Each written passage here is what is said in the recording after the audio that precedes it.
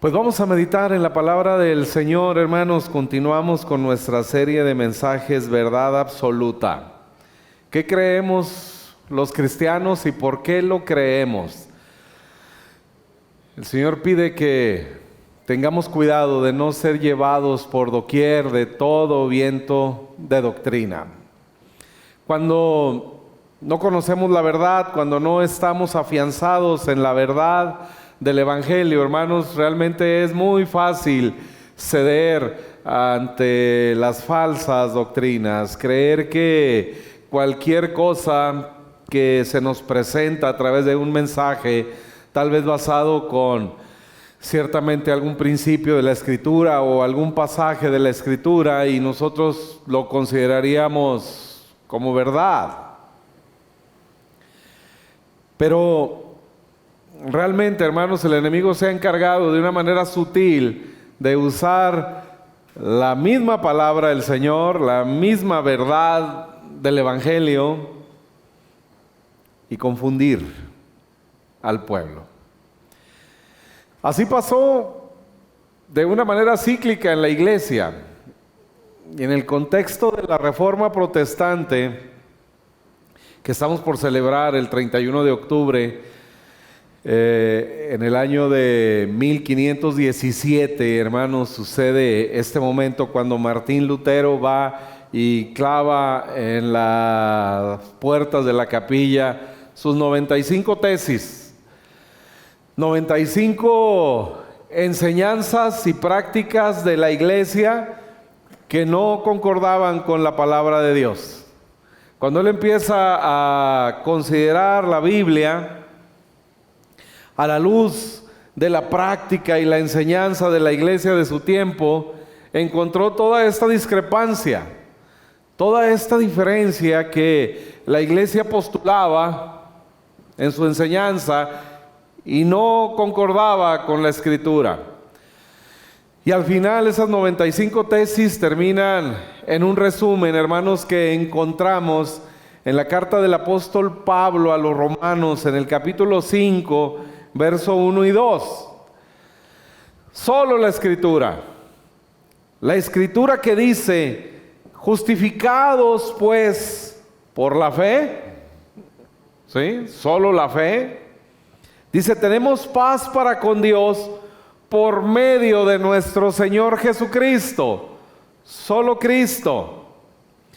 Dice: por quien también tenemos entrada por la fe a esta gracia, en la cual estamos firmes y nos gloriamos en la esperanza de la gloria de Dios. Así que en estos versos encontramos estas 5 declaratorias, hermanos, de la Reforma Protestante. Solo la Biblia, solo la gracia, solo la fe, solo Cristo y solo a Dios la gloria. Y hoy llegamos en esta serie de mensajes, hermanos, al 6º capítulo, donde encontraremos esta gloriosa verdad: solo Cristo, solo Cristo. Cuando Job está enfrentando aquella crisis que duró aproximadamente 9 meses, ha perdido todo, ha perdido sus negocios, ha perdido a su familia, a sus hijos. Sus 10 hijos han muerto. Está literalmente en la calle y encima ahora está enfermo de una sarna que le consume el cuerpo. Y en medio de esa angustia, en medio de ese dolor que está experimentando, Job dice: ¿quién me diera tener un intermediario? Si pudiera tener a alguien hoy que presentara mi caso delante de Dios.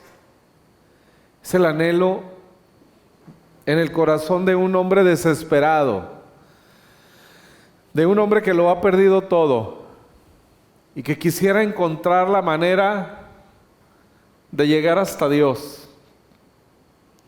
Y de lo profundo de su corazón dice: ¿quién me diera tener un mediador?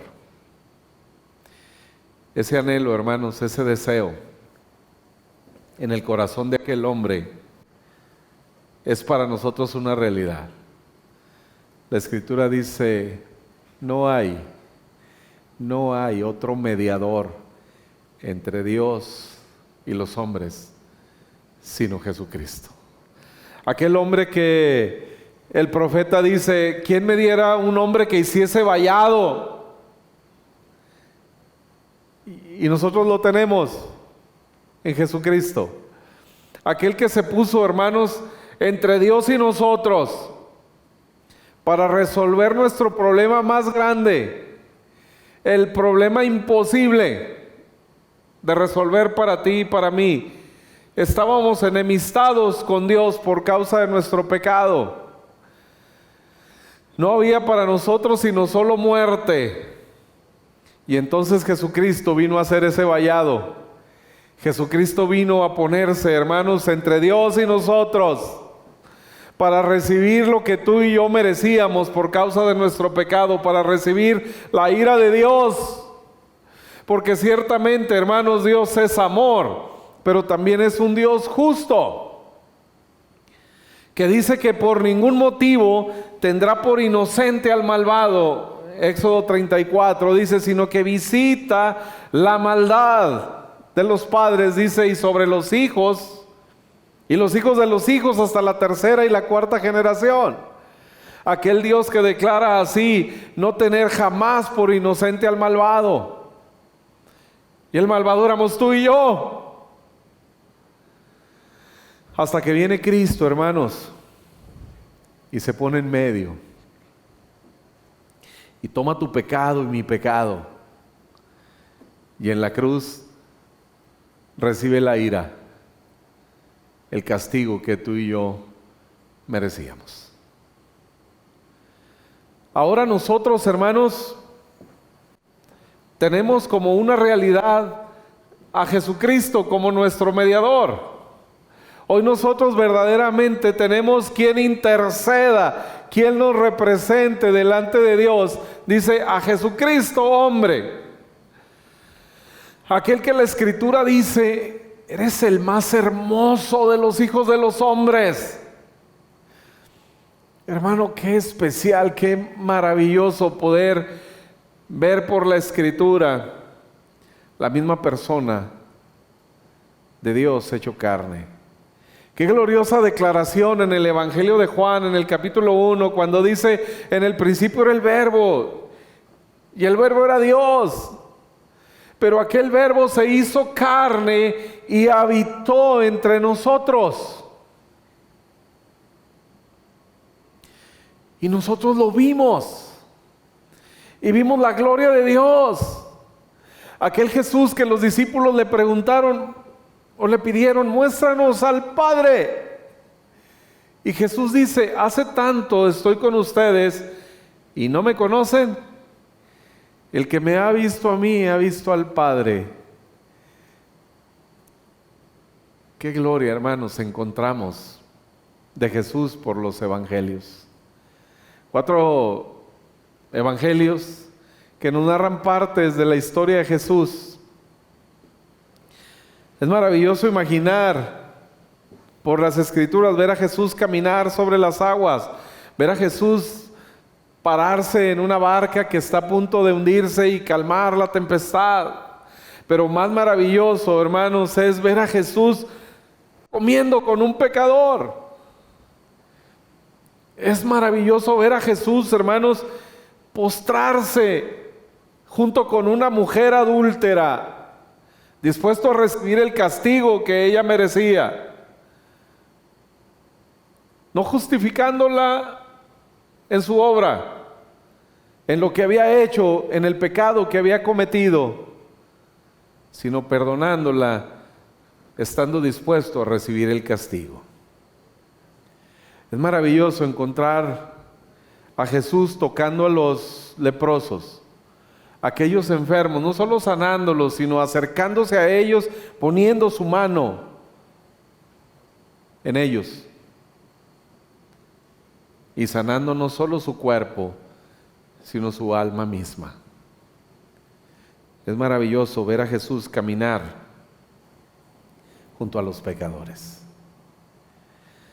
Es maravilloso escuchar a Jesús ponerse en pie en el último día de la fiesta, dice el Evangelio de Juan, capítulo 7, verso 37, y decir: si alguno tiene sed, venga a mí y beba.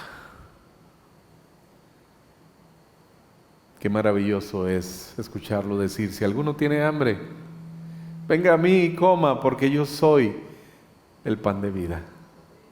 Toda la Escritura, hermanos, nos habla de Jesús. La verdad, leer la Biblia, hermanos, y no encontrar a Jesús es un error.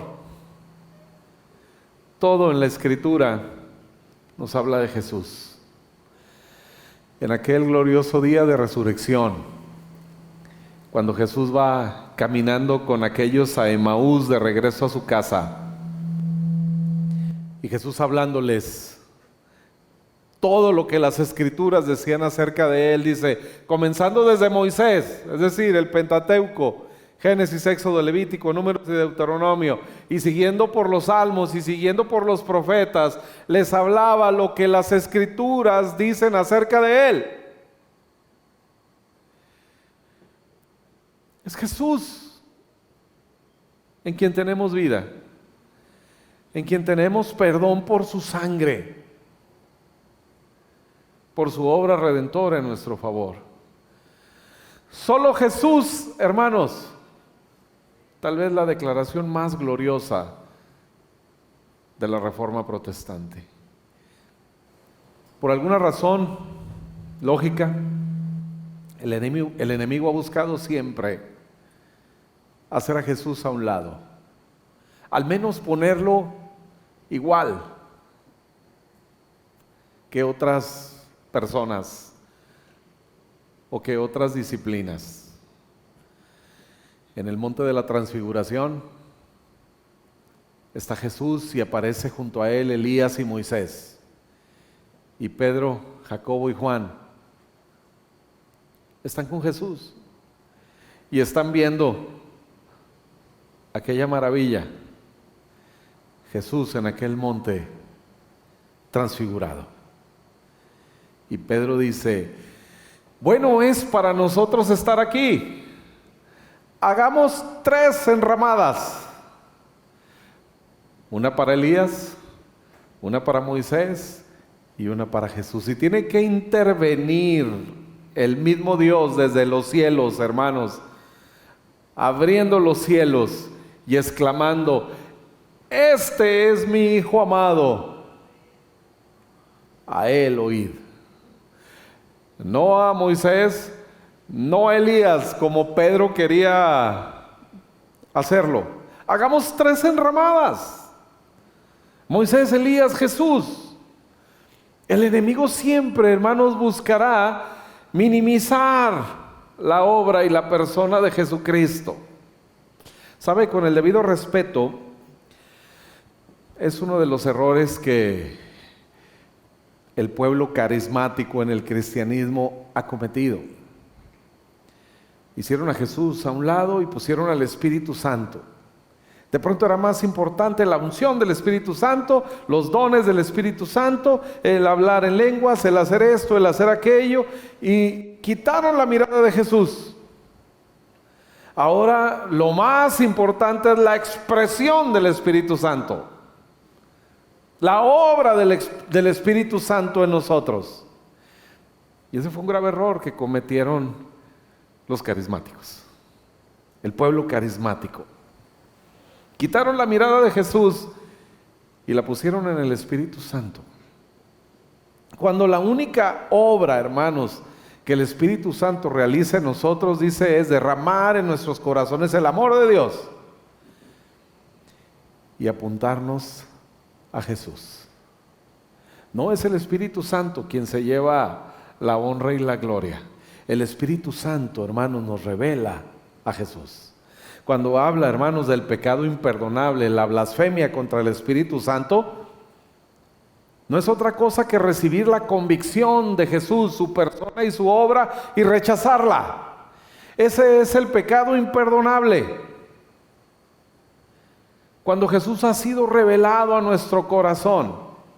De hecho, en la carta a los Hebreos, en el capítulo 10, un pasaje que lamentablemente se le predica a veces a la iglesia, dice: porque si pecaremos voluntariamente después de haber recibido el conocimiento de la verdad, ya no queda más sacrificio por los pecados, sino una horrenda expectación de juicio y hervor de fuego, dice, que ha de devorar a los adversarios. Dice: el que viola la ley de Moisés por el testimonio de 2 o 3 testigos, muere irremisiblemente. ¿Cuánto mayor castigo pensáis que merecerá el que pisoteare al Hijo de Dios y tuviere por inmunda la sangre del pacto en la cual fue santificado, e hiciere afrenta al Espíritu de gracia? Y claro, cuando leemos este pasaje de manera aislada, sin contextualizar, hermanos, el pasaje, es muy fácil asustarnos con él. Y si pecamos voluntariamente, hermanos, todo nuestro pecado es voluntario. Sabemos si estamos mintiendo, si estamos engañando, si estamos robando, si estamos lo que sea, somos conscientes y aún así decidimos hacerlo. Todo nuestro pecado en realidad es voluntario. Así que si este pasaje, hermanos, como lo leemos aquí, fuera para nosotros, la iglesia, los que hemos creído, significaría que estamos fuera ya de la vida eterna, ¿no? Dice: no queda contra los que pecan voluntariamente, no queda más que castigo, juicio, dice, fuego y hervor que ha de devorar a los adversarios. Pero, entonces, ¿qué es lo que está diciendo acá? En principio, el contexto nos lleva a entender a quién fue escrito este pasaje en primera instancia. Estamos hablando de la carta a los Hebreos. La carta a los Hebreos fue escrita para los hebreos, ¿verdad? Fue escrita para los hebreos. ¿Qué es lo que estaba sucediendo en el contexto histórico de este pasaje? Bueno, que el evangelio era predicado. Jesucristo vino a pagar por tus pecados. Jesucristo fue a la cruz llevando tus pecados y ahí derramó su sangre preciosa. Lo celebrábamos hace unos minutos en la comunión. Su sangre que fue derramada para el perdón de nuestros pecados. Esa es la realidad. La gente recibía, escuchaba el mensaje del evangelio de Jesucristo y decían: bueno, sí, está bien, es verdad. Pero saliendo de ahí iban y ofrecían sacrificios en el templo de animales. Es cuando dice acá: si tuvieses por inmunda la sangre del pacto que Jesucristo derramó. Entonces dice: no queda mayor sacrificio, no queda más sacrificio por tus pecados, porque has rechazado el último sacrificio. Jesucristo vino a poner fin, hermanos, al testimonio de la ley, a los sacrificios que se ofrecían constantemente por causa del pecado del pueblo. Jesucristo es el último sacrificio. Juan el Bautista está con sus discípulos y ve pasar a Jesús y dice: he aquí el Cordero de Dios que quita el pecado del mundo.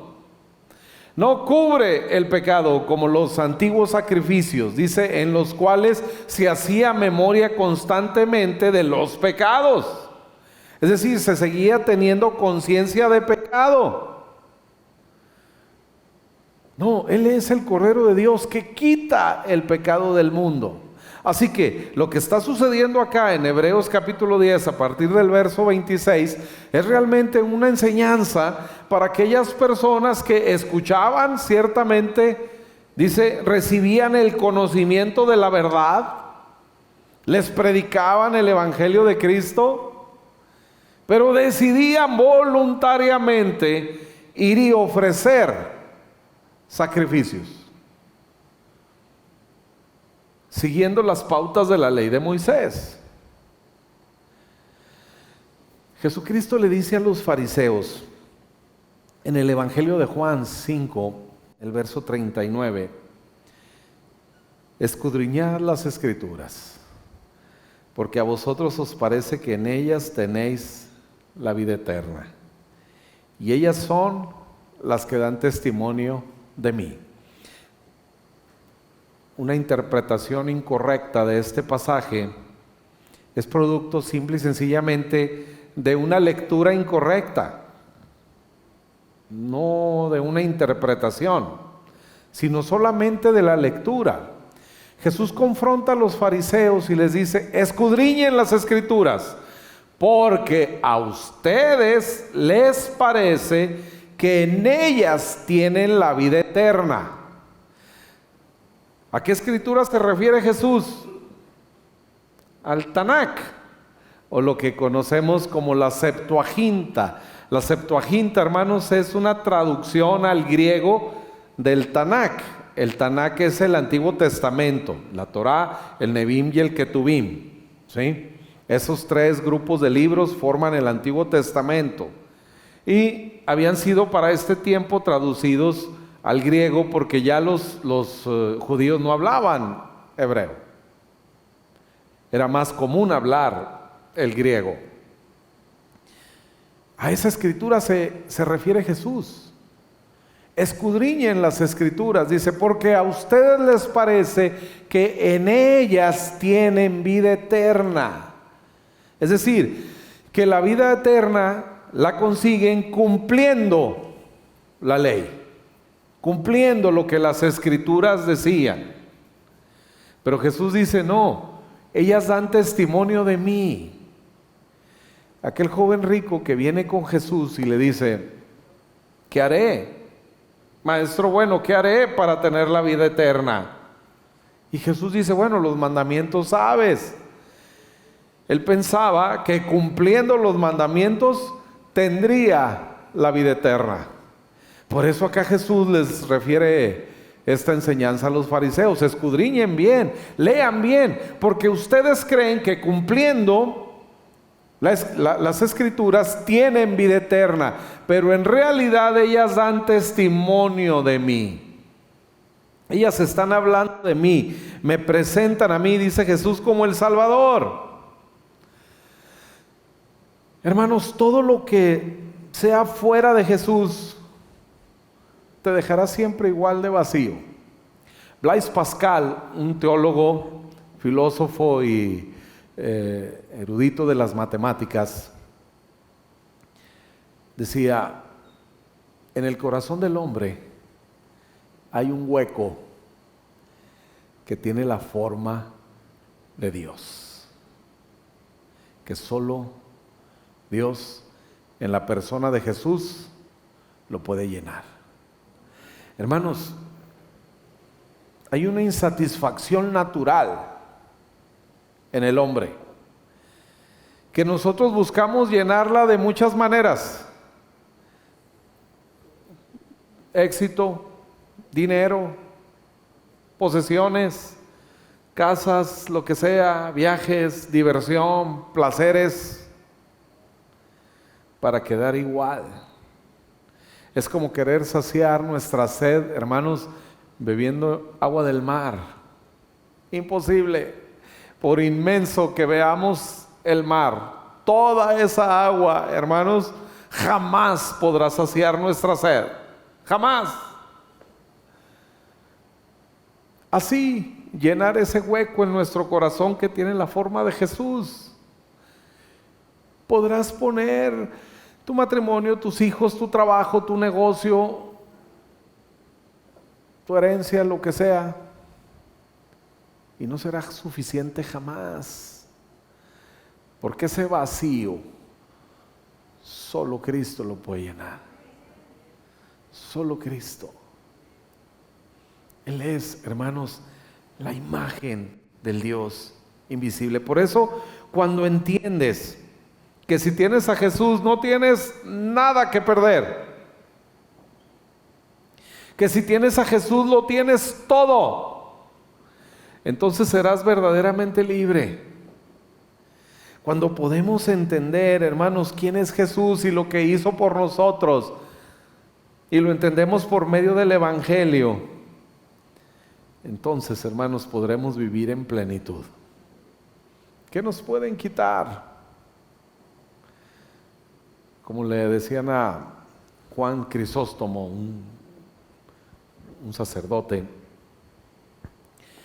cuando el rey quería obligarlo a no predicar más el Evangelio y lo amenazaba: si no dejas de predicar el Evangelio, te voy a quitar todas tus posesiones.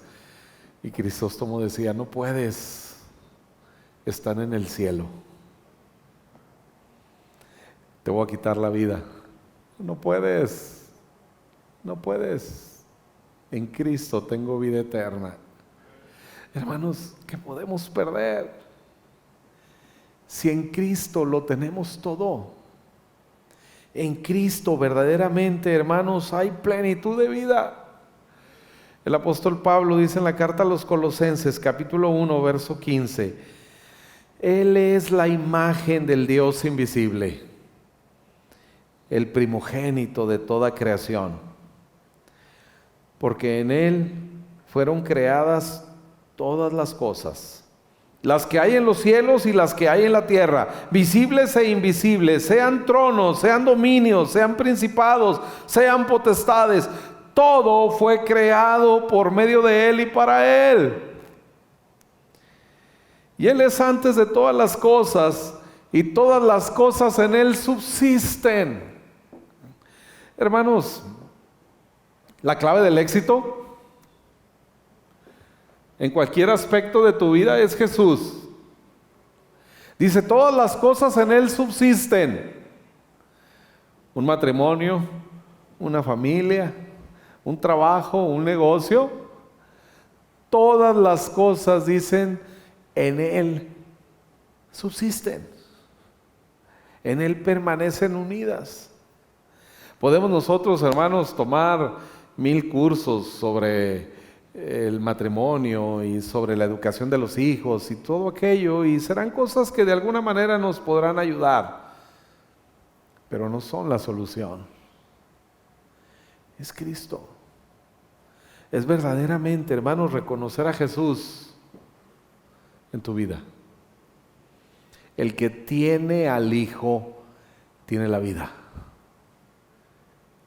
Dice: en ningún otro hay salvación, porque no hay otro nombre dado a los hombres en quien podamos ser salvos. No hay otro nombre, hermanos, en quien tu matrimonio pueda ser salvo. No hay otro nombre en quien puedas verdaderamente alcanzar la plenitud, sino solo Jesús. Solo Jesús. En ningún otro hay salvación, hermanos amados.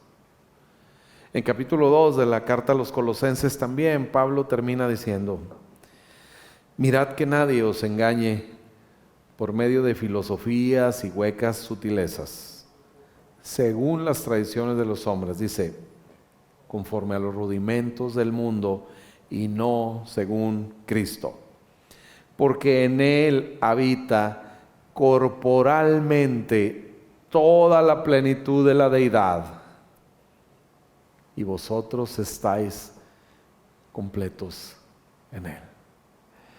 Hermanos, no hay nada más maravilloso para mí hoy que saber que estoy completo en Cristo. No hay nada más maravilloso que saber que todas las demandas de la ley de Dios están completas en Cristo. No hay nada más maravilloso que saber que hoy Dios me juzga por Jesucristo y no por mí. Que no depende de mí, sino de Jesús.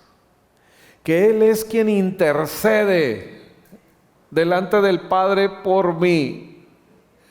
Ciertamente el pecador soy yo, pero Jesús es mi Salvador. Jesús se presenta delante de Dios por mí. Jesús ha muerto en aquella cruz, hermanos, por ti y por mí. Es Jesús quien ha provisto de la muerte que el pecador merece. Por eso cuando dice el apóstol Pablo que estamos muertos al pecado, no está diciendo que ya no pecamos.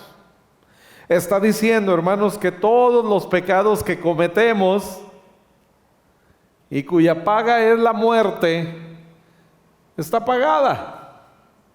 Estamos muertos al pecado. Ese pecado que hemos cometido, ¿merece la muerte? Sí. Estamos muertos. Dice, considérense ustedes también muertos al pecado, así como Cristo. Así como Cristo ya murió. El pecado está pagado en Cristo Jesús. Somos libres. Así que hoy Jesús se presenta delante de nosotros y nos dice, si alguno tiene sed, venga a mí y beba. Es solo Jesús. Inclinen su rostro, hermanos, por favor, cierren sus ojos. Jesús vuelve a decirnos, si alguno tiene sed, venga a mí y beba.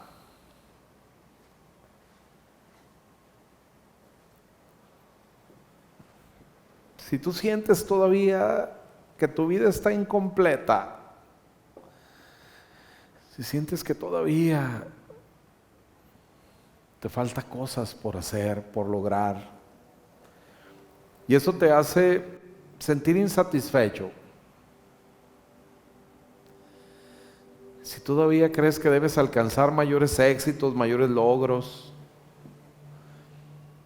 si todavía no encuentras la plenitud en tu vida, sientes que algo en tu familia no está bien, en tu matrimonio, con tus hijos, en tu trabajo, en tu negocio, y empieza la carga otra vez mañana por ganar un peso más, por comprar una cosa más, por hacer un viaje más, porque piensas que eso te dará plenitud. Si empiezas tu día mañana esperando alcanzar más cosas para sentirte pleno,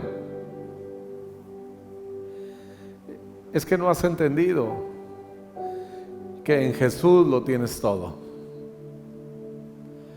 Tal vez nuestro problema, hermanos, en el matrimonio es estar demandando cosas de alguien igual de imperfecto que yo, demandando cosas de alguien a quien tampoco le he cumplido yo en sus demandas. Sigo buscando en las cosas de este mundo, sin saber que en Cristo lo tengo todo, sin saber que en Cristo estoy pleno. ¿Qué me pueden quitar hoy si Cristo es todo para mí? Y Él prometió estar conmigo todos los días hasta el fin del mundo.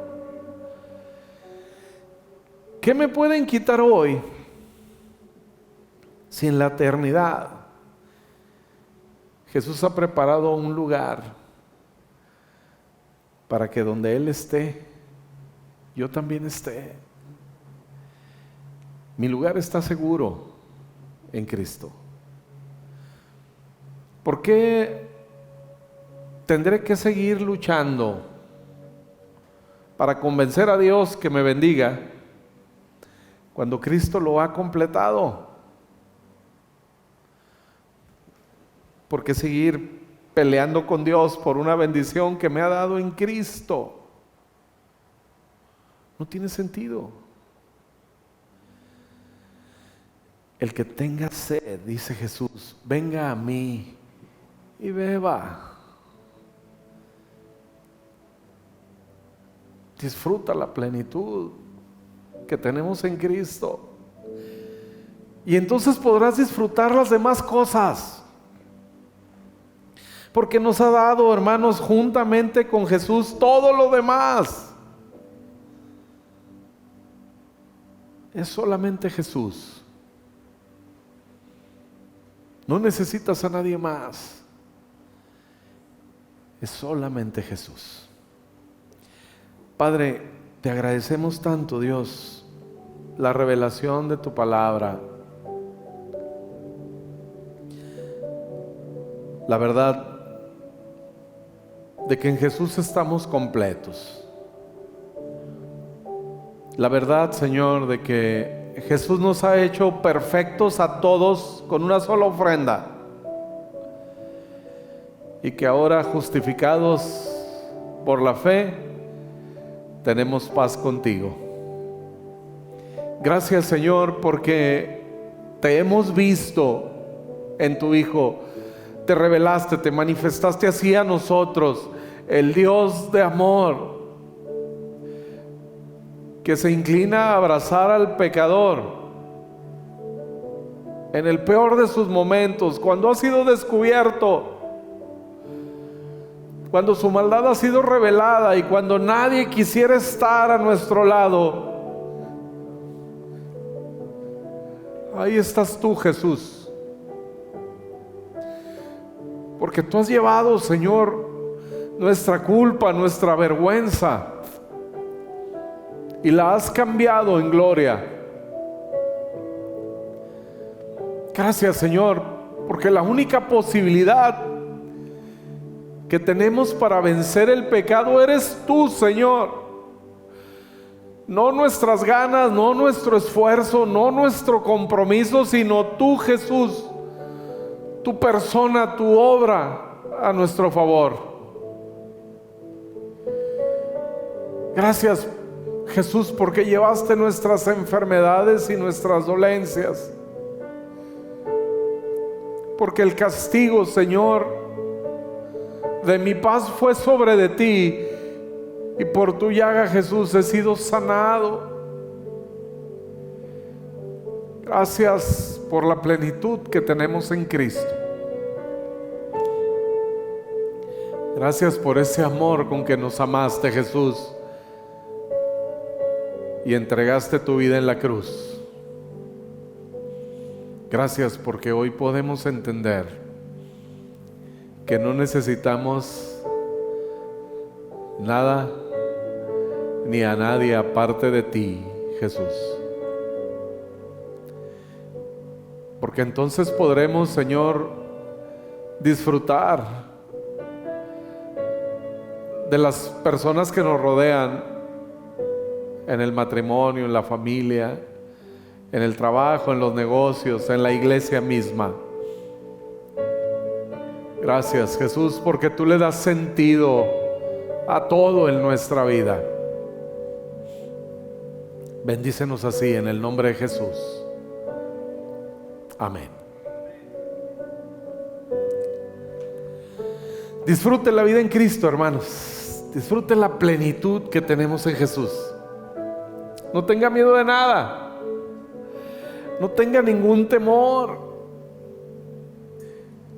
En Cristo estamos completos eternamente y para siempre. Amén.